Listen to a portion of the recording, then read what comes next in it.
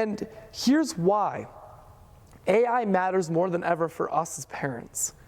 AI can give our younger generation information, but here's what AI can never do: passing wisdom on to the emerging generation. And Scripture is clear that wisdom comes from a mix of years, and it's when faithfulness is walked with God.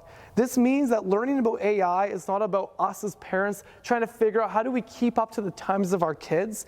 It's actually, and I want to propose this today, it's us as people who are a step ahead of kids today being an antidote.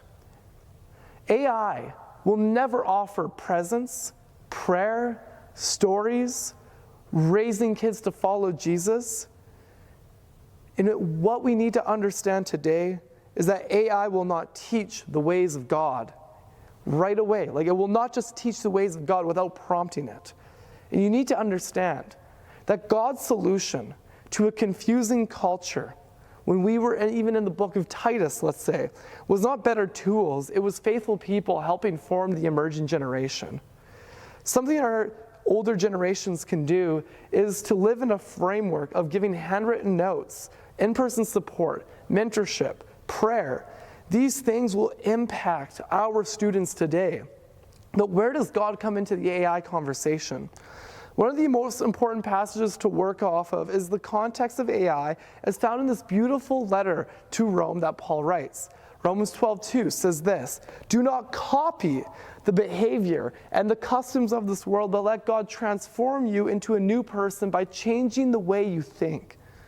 Then you will learn to know God's will for you, which is good, pleasing, and perfect." There's something important here. We are called today to be formed by the Spirit of God, and the danger of AI systems for our kids today is just conforming them into the patterns of this world, and perhaps ourselves if we're honest. But when we change and move towards the way of Jesus, He changes the way we think. And Paul knew all about this. The church in Rome was dealing with Artemis worship, dealing with shrines all around them, dealing with imperial violence, all at the center of what was a wild society.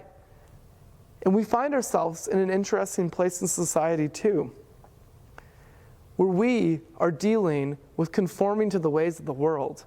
But our call is to be transformed by the renewing of our mind to help and learn and discern what God's will is for us.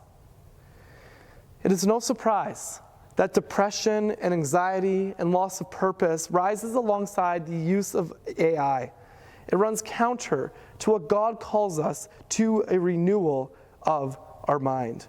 So today, we need to understand that AI does not just inform, but it conforms.